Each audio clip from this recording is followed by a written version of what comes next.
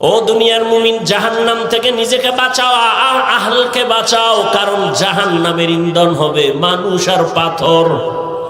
এজন্য পাথর কান্না করে। কোরআনের আয়াত, কিছু পাথর আছে ঝর্ণা বের করে দেয়, কান্না কান্না কান্না। আবার কিছু পাথর আছে টপ টপ করে পানি পড়ে, ওটাও কান্না করে।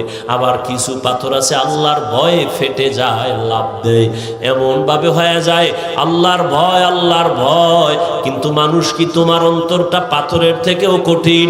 আল্লাহর আযাবের ভয়ে যদি পাথর ঝর্ণা বের করে পানি প্রবাহিত করে টপ করিয়া পানি ফালায়, তোমার কেন দিলটা নরম হবে না? জাহান্নামের আগুন কি সইতে পারবা? শীতের দিন আসছে, এরপরও কেন আমার এত গরম লাগে? দিনের বেলা সূর্য ছিল, গরম ছিল, রাতের বেলা সূর্য নাই, এরপরও কেন এত গরম লাগে? ফ্যানের বাতাস দিতে হয়। ও আল্লাহর গোলাম, একটা মশার কামড় দিলে রাতে আর ঘুম হয় না। ও বান্দা, আর কিয়ামতের দিন এই সূর্য থাকবে মাথার উপরে, কেমনে তুমি সূর্যের গরম সহ্য করবা? সূর্যের গরমে জমিনটা হয়ে যাবে তামা। গুনাহগার বেনামাজির মাথার মগজগুলো ভাতের মারির মতো টকবক করে ফুটবে। কেমন করে সহ্য করবা? জাহান্নামের আযাবের ভয়ে জান্নাতের টিকিট হাতে পাইয়া 10 জন সাহাবা কান্না কান্না কান্না। আবু বকরের কান্না সারা জীবন, ওমরের কান্না সারা জীবন। আবু বকর নামাজে দাঁড়ায় কাঁদেন।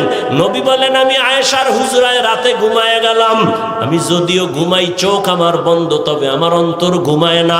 হঠাৎ করে শুনি কান্নার আওয়াজ। আমার ঘুমের বিছানার পিছনেই তো, মাথার কিনারেই তো হলো মসজিদে নববী।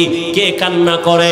আমি ঘুম ভেঙ্গে উঠি, উঠা দেখি জান্নাতের 1 নম্বরের সাহাবী রাতের গভীরে নামাজে দাঁড়ায় আবু বকর কান্না করে।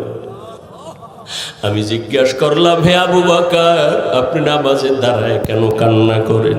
আবু বকর বলেন, ইয়া রাসূলুল্লাহ, আমি আল্লাহর আদালতে কেমনে দাঁড়াবো সেই ভয় আমি কান্না করি।